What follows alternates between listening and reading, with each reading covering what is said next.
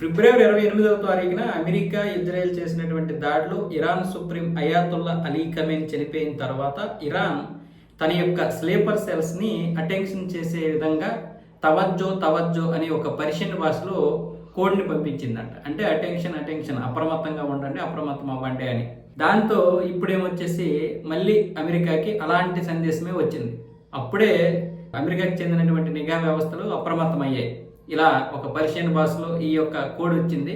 అమెరికాలో ఉన్నటువంటి వారు కూడా ఇక్కడ స్లీపర్ సెల్స్ యాక్టివేట్ అయ్యే అవకాశాలు ఉన్నాయి. వాళ్ళందరినీ కూడా కట్టడి చేయాలన్న విధంగా ట్రంప్ అలాగే ఆయన కార్యవర్గం అందరూ కూడా నిర్ణయాలు తీసుకున్నారు. మళ్ళీ ఇప్పుడు లారిజాని మరొకరు చనిపోయారు కదా, ఇలాంటి పరిస్థితుల్లో మళ్ళీ తవజ్జో అని మరొక సందేశం వెళ్ళిందట. అందుకని ఇప్పుడు అమెరికా బెంబేలు ఎత్తిపోతుంది. ఎందుకంటే ఇప్పుడు మార్క్ రూబియో హెగ్జెత్ ఇంటి దగ్గర ఉన్నటువంటి సైనిక స్థావరం మీద డ్రోన్లు వచ్చి పడ్డాయి, కానీ అవి ఇరాన్వి అన్న ఆధారాలు ఎక్కడ లేవు.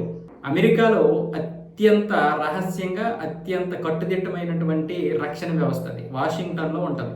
మరి అలాంటి రక్షణ స్థావరం మీద ఏ విధంగా పడింది ఒక డ్రోన్ వచ్చి? ఆ డ్రోన్ ఈ రోజు వచ్చి పడింది కాదు, నిన్న మొన్న మొత్తం అనేక డ్రోన్లు వచ్చి పడుతున్నాయి. సో ఈ తవజ్జో అనే దాని మీద ఇప్పుడు పూర్తిగా విశ్లేషిస్తున్నారు. అంతేనా ఇంకేమైనా ఉందా అన్న విధంగా. అమెరికా వాళ్ళు ఎందుకు బెంబోలు ఎత్తిపోతున్నారంటే ఖతార్ మీద పడినటువంటి నిన్న క్షిపణి దాడి మామూలు దాడి కాదు.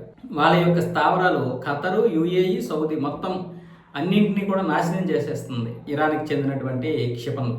సో ఇలాంటి పరిస్థితుల్లో అమెరికా స్థావరం మీద కూడా వీళ్ళు డ్రోన్లు వేశారంటే ఎవరినైనా చంపగలుగుతారు అనే ఒక ఇదైతే ఉంది. సో ఇప్పుడు ట్రంప్ ఏం చెప్తున్నాడంటే మేకపోతు గాంభీర్యంతో ఈ ఇరాన్కి చెందినటువంటి స్లీపర్ సెల్స్ యాక్టివేట్ అయ్యారని నాకు తెలుసు, కానీ వాళ్ళు ఎక్కడెక్కడ ఉంటారో నాకు తెలుసు, వాళ్ళందరినీ కూడా మా యొక్క నిఘా వర్గాలు చంపేస్తాయి అన్న విధంగా భయపెట్టాడు. అంటే మానసికంగా భయపెట్టడమే తప్ప ఇక్కడ తన యొక్క మానసిక స్థితి కూడా తెలుస్తుంది. అంటే మేకపోతు గాంభీర్యం ప్రదర్శిస్తున్నాడు. ఎందుకు? ఇప్పుడు అక్కడ డ్రోన్ పడిన విషయము బయట ప్రపంచానికి తెలియనివ్వకుండా చేశాడు, కానీ చివరికి తెలిసిపోయింది.